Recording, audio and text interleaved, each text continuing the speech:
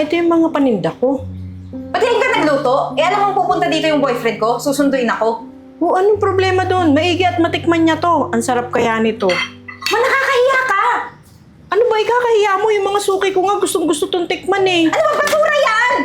Ano ba ang boyfriend ko? Hindi ko makain yan. Sa tingin mo, kakain yung boyfriend ko, baka malason pa. Kakain yun? Ano bang lasong sinasabi mo? Imposibleng hindi niya to makakain. Napakasarap nito. Gusto mo ako maglagay ng pampalasa mamaya? May boyfriend ko mayaman. Tayo mahirap lang. Hindi Eden, niya kaya masikmura yan. Eden, imposibleng hindi niya to kainin. Ang sarap-sarap kaya nito. At saka ikaw naman, para kang bago ng bago. Dito ko kayo pinalaki sa pagluluto ng puto bongbong. Hindi mo naiintindihan kasi. Pag kinain na yan, sumakit yung tiyan. Pag dalasan o ano man yung maramdaman niya, tayo magpapa-hospital. Ano mo, wala tayong pera, di ba? Lagi ng laso nang naiisip mo, lumaki na nga kayo sa puto bongbong. Wala naman nangyari sa inyo. Walang nangyari sa amin kasi sanay kami. Yung boyfriend ko hindi. Manaman? Tsaka pwede ba? Pa-effort ka masyado. Luto-luto ka ba dyan? Eh, yung pakilala ko sa boyfriend ko, mayaman tayo, may kaya. Tapos yan lang yung si-serve mo. Ang nakasanayan yun, yung mga cake, cheesecakes, ganun. Hindi yung ganyan, puto bongbong. Ayan, nakakahiya. O sige na, maglalako na lang ako. Bilisan mo ha, huwag kang magpapakita sa boyfriend ko. Pag nakita ka, mapapahiya ako. Sige na, tanggalin mo na yan. Basura yan eh. Bakit pa kasi ikaw naging nanay ko? Mahirap. Pwede namang pinanganak akong mayaman dapat, di ba? Palibhasa kasi, nagtana ng maaga. Tapos ano, iniwan ka rin ni Papa. Ay, nako. Grabe, tignan mo yung pictures natin noong nakaraan, no? Wow, ang daming likes. Kaya nga eh. Eh paano ba naman? Mukha tayo talagang social dyan. Though alam naman natin na mayaman tayo, di ba? Babe, nagugutom ka ba? Oo, babe, kanina pa eh. Pero meron ka bang niluto ngayon? Niluto? Wala. Eh, kung gusto mo, pa-deliver na lang tayo. Di kaya mas maganda, sa labas na lang tayo kumain. Sige, wala namang problema sa Tara. akin. Oh, wait lang. Mama mo! Nako, Ayan, sarap yan. thank you, tita. Mama mo nagluto ng puto bumbong po ito, no? Tikman ko po, ah. Teka lang, sure ka ba kakainin mo yan? Baka naman sumakit tiyan mo. Babe, niluto to ng mama mo, tsaka favorite ko to, di mo ba alam? Favorite mo? Oo. Sigurado ka? Babe, Eh, teka lang nga, bakit? babe, titikman ko lang. Okay? Mano ba? Ang tigas ng ulo mo. Sabi ko, huwag mo itong i-serve. Paano lang kung sumakit ang tiyan nito? Hindi naman, okay lang yan. Ang tigas talaga ng ulo mo, no? Ikaw pinapahiya mo ko sa boyfriend ko. Alam mo mayaman tong boyfriend ko at hindi ko makain kung ano-ano. Eto, basura yan. Tingnan mo, mukhang dumi. Babe, tinikman ko nga, di ba? Hindi to basura. Ginawa to ng mama mo. Babe, kahit na. Ayoko matikman mo yung mga mahihirap na pagkain. Ano ma? Pinatikim ko lang sa kanya dahil alam kong masarap. Hindi nga yan masarap. Kaya nga ayoko, di ba? Ako nga hindi ako kumakain ng mga luto mo. Kasi pang mahirap. Alam mo, hindi lang tayo mahirap, no? Nang dahil sa'yo. Mahirap ka rin paintindihin. Ilang beses ko lang sinabi. Huwag mo pa kakainin nito yung boyfriend ko. At hindi ka magpapakita. Anong Babe. ginawa mo? Umiepal ka? Napakatanga mo talaga. Babe. Bakit pa naging nanay kita? Ang tigas ang ulo mo. Tama na. Ba't mo ginaganyan si tita sa harapan ko? Eh, napakasarap naman talaga ng puto bumbong na ginawa niya. Ay, Bakit naku! hindi mo kaya tikman? Ayoko nga! Sumakit pa lang yung tiyan ko. Hindi ako sanay sa mga ganyang pagkain. Ang sanay ako, yung mga sa restaurant na pagkain, ganun. Nako, tita. Masarap po yung puto bumbong niyo. Eden, grabe ka naman magsalita sa nanay mo. Hindi, grabe yun. Totoo yung sinasabi ko. Eh di kung masaktan siya, eh di masaktan na. Eh, ano bang problema mo sa puto bumbong? Ay nako, hindi na ako mag-i-explain. Basta, huwag mo yung kainin. Diyan lang yan. Mas mabuti pa paglutuan mo kami ng mas masarap. Di yung pipitsugin, pang probinsya na pagkain.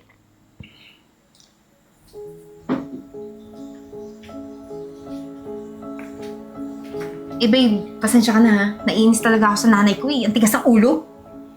Dinadala talaga yung pagka-probinsya na. Tingnan mo, mga niluluto laging ganyan. Eh hindi naman ako sanay sa ganyan. Lalo na ikaw. Babe, wala namang problema sa puto bumbong.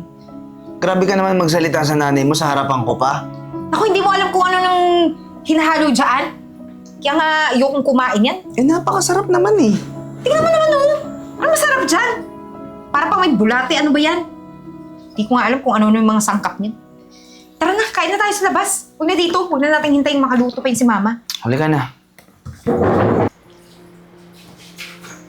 Ma, anong ginawa mo kanina, ha? Pinahiya mo ako sa boyfriend ko. Talaga nagpapahalata ka na wala kang pinag-aralan? Hindi ka nakakaintindi? Wala naman ako intensyon na ipahiya ka. Binigyan ko lang ng merienda si Renz para lang makatikim siya ng puto bongbong. Akalain ko bang ikasama mo pa yun? Binigyan mo ng merienda, ha? Eh di ba sinabihan na kita kanina, huwag ka magpapakita? Tagang pa-airpal ka. Ano? Gusto mo bang pirahan yung boyfriend ko? Kaya kinukuha mo yung loob? Iba rin talaga takbo ng isip mo. Kasi naman, kung sumusunod ka sa akin, hindi tayo mag-aaway ng ganito. Kitid-kitid ang utak mo. Alam mo kung hindi tayo magkakasundo, mas maigit pa, umalis ka na lang dito sa bahay. Bumalik ka doon sa probinsya ang pinanggalingan mo. Doon ka magluto ng puto bongbong mong dugyot. Babe, grabe ka naman magsalita kay Mami G. Eh, paano ba naman, babe? Eh, pinagsabihan ko na yan eh.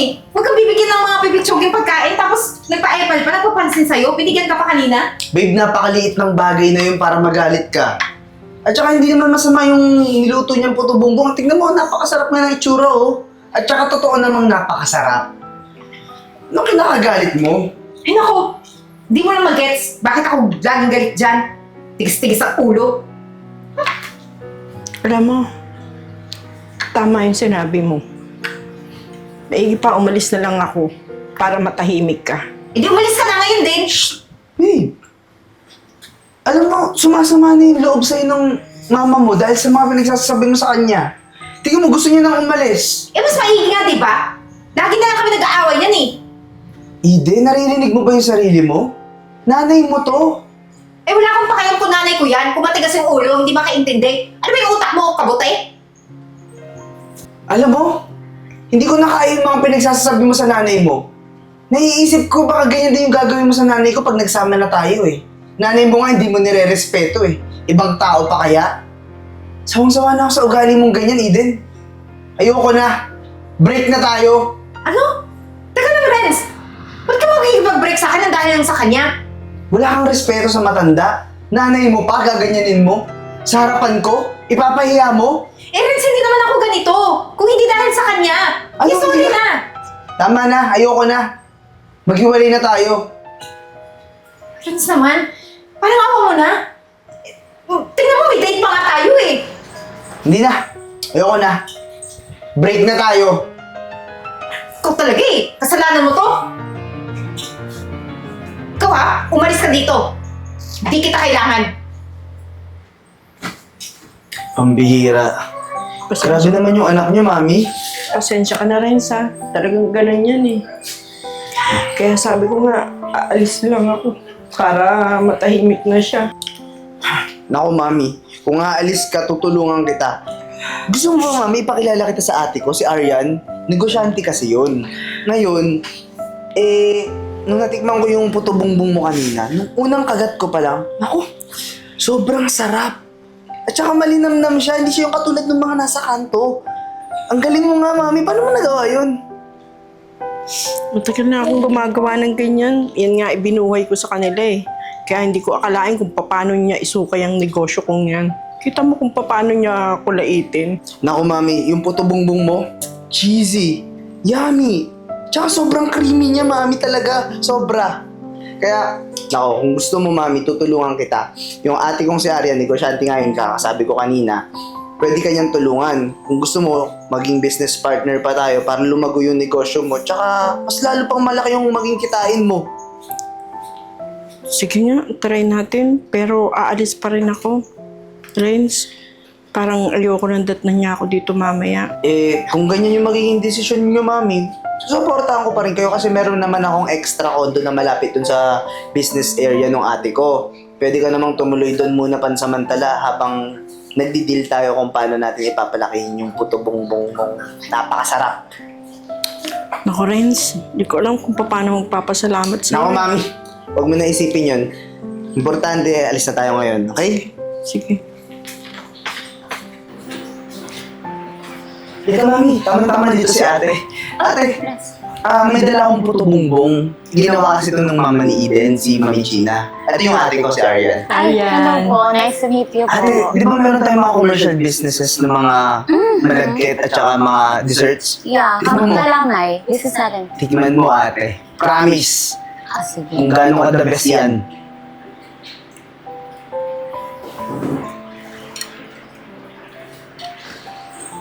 Ano masasabi mo? Ang sarap pa. Ikaw ba gumawa? Oo. Pwede po ba namin siya i-inline sa product line namin? Pwede naman po. Kasi kami, ang business namin is mga kalamay talaga. Bibingka, puto. Meron kami branch sa Mega Mall, sa North EDSA. Pwede namin siyang kung okay lang po sa inyo, Okay ha? lang. Kayo po ang gagawa. And sasama namin siya sa product line namin para bumenta. And meron din kami sa ibang bansa. Nag-import din kami sa ibang bansa. Siyempre, pag-aaral natin yung packaging yan, shelf life niyan. Kasi mahirap na, kalamay yan. So, mahirap na kasiraan na siya yung mga customers. At saka ano ate, di ba yung pagkakagawa ng puto bumbong niya? Kakaiba, hindi yung katulad ng mga nasa kanto. Sobrang creamy niya, tsaka ang sarap. Sabi sa'yo, mami, the best talaga eh. Anong secret nito? Ay, huwag niyo pa sabihin. Baka may makarinig gayahin tayo. Ano? The best ate ko, ano? So, ano ate? So, paano yan? Ipalat na natin yung ingredients nito. Paano gawin? At para makapaggawa na tayo ng mas marami, makapag-hire tayo ng for mass production. Yeah. Siyempre, mahirap naman kung lalaking business natin, tapos ikaw lang yung nagagawa, di ba? O, tsaka after nun, pwede na natin siya ipa-FDA approved Oo. din para mas lalo pang mag-expand yung business ni ate. At tsaka, mami, nako, yayaman ka dito, promise. Lalo't si ate magaling yan sa marketing at tsaka, ang daming sales yan lagi. Yun yung pinamana sa amin ng magulang namin, yung business namin na kalami. Sila talaga nagsimula niyan. So, Ano mami, excited ka ba? Yeah. Excited. So ate, wala din kasi siya matutuluyan sa ngayon. Pinatuloy ko na lang siya dun muna sa condo ko na malapit sa business area mo. sige, okay lang naman. Pero may guest room tayo dito sa bahay. Pwede naman din. So paano to? Bukas, start na natin? Kasi kasuhin na natin para ma-process na. Tomorrow, makapag-start na tayo. Okay lang po ba sa inyo yun, Miss Gina? Okay. Ako mami, ano? Tara, mag-ready ka na? Ako, mukhang matutuwa yung mga customer natin. May bago tayong product line. Ako ate, thank you sa tulong mo rin ha. So, tulungan ko na muna si mami mag-asikaso ng mga kailangan niya. Sige, sige. Sige, thank you ah. Thank you po. Congratulations, Miss Gina. Welcome po, Ma'am Arian. Grabe, ang laki na ng pinagbago ng restaurant mo dahil sa special puto bumbong na ginawa mo. Nagustuhan ng mga tao, lalo na ang mga side dishes mo. Approve talaga sa mga tao. Thank you po. Di ba ate, hindi ako nagkamali talaga kay Miss Gina. Kasi nung tikman ko talaga yung puto bumbong, sobrang sarap. Sabi ko, kakaiba talaga. Kahit ako, heaven siya. Oh my God. I really have to go. May business trip pa ako. At dahil nun sa'yo, busy-busy ako. Ingat kayo, Sige po, ha? ingat po. Bye-bye po. O Mami Gina, di ba? Sabi ko naman sa'yo, talagang kakaiba yung puto bumbong mo eh. Nung natikman ko talaga yun, sabi ko sa sarili ko, ang sarap talaga. Salamat naman, Renz. Buti naman na-appreciate mo yung lasa ng niluto kong yun. Naku Mami Gina, marami ka pa talagang magagawa. At saka, may kanya-kanya tayong timeline. Hindi hadlang yung edad mo para maging successful ka palalo. Friends, Ano ginagawa mo dito? hindi naman ako mag-i-skandalo dito. Gusto lang kita kausapin. Gusto ko lang magbalikan na tayo. Ano? Makikipagbalikan ka sa akin? Oo, bakit naman hindi? Alam ko namang mahal mo ko, di ba? Mahal kita. Noon. Pero nung pinakita mo yung mga ugali mo na hindi maganda, napaisip ako kung ikaw ba talaga yung babae na gusto kong makasama habang buhay. Parang hindi. Tsaka, ako talaga yung pinunta mo dito. Hindi man lang yung nanay mo na sobrang successful na tinakwil mo, na hindi mo man lang binigyan ng chance, yung puto bumbong niya na nilait-lait mo. Siya nga yung dahilan, di ba? Bakit tayo nagkahiwalay? Ba't ko ba yung pupuntahan? Eden, hindi siya yung dahilan. Ikaw ang dahilan. Dahil sa mga kasama ng ugali mo. Renz! Matagal na yung nangyayari. Pero hanggang ngayon, yung nanay ko pa rin kinakampihan mo? Hindi ko na yan tinuring na nanay. Kinakahiya ko yan hanggang ngayon.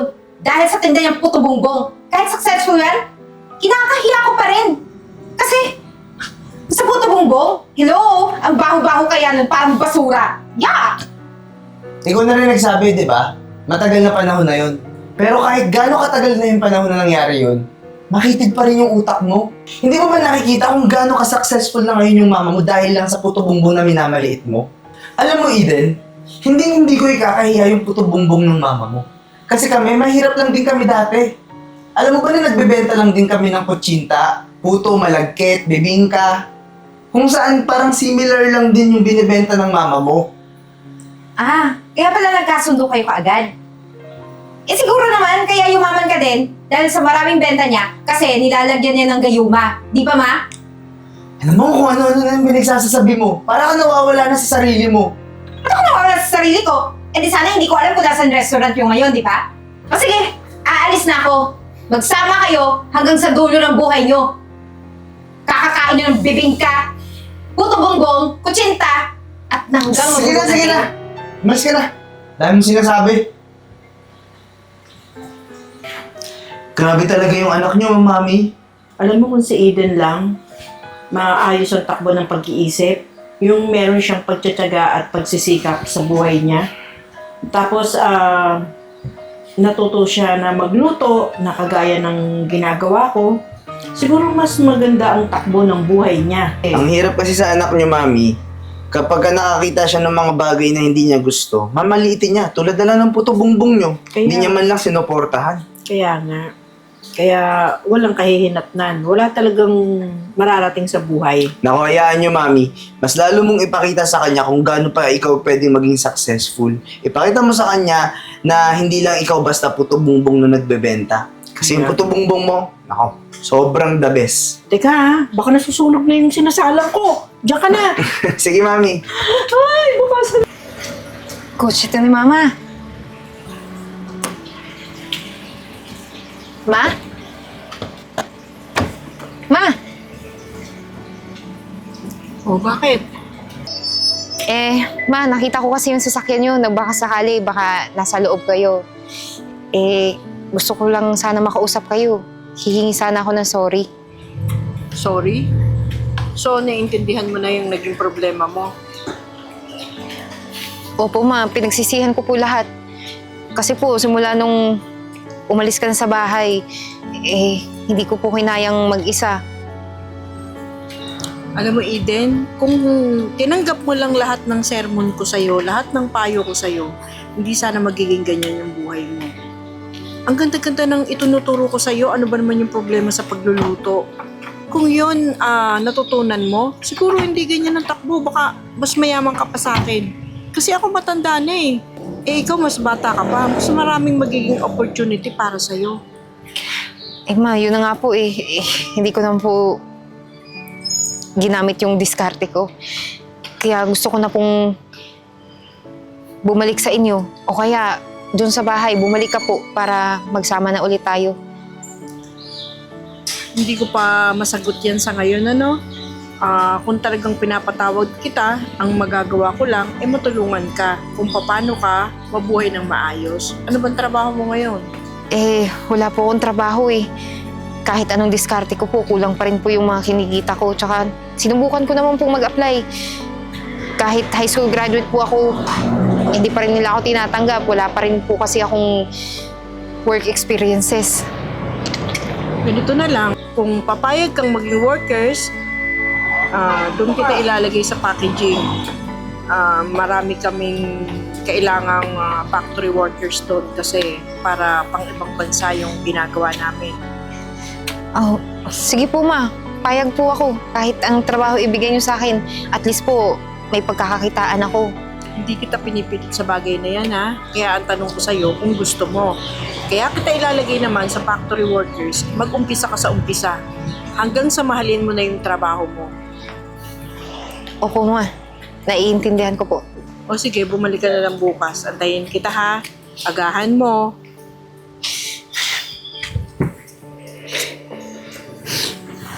Sige, lumakad ka na at naambo na. Baka abutan ka ng ulan.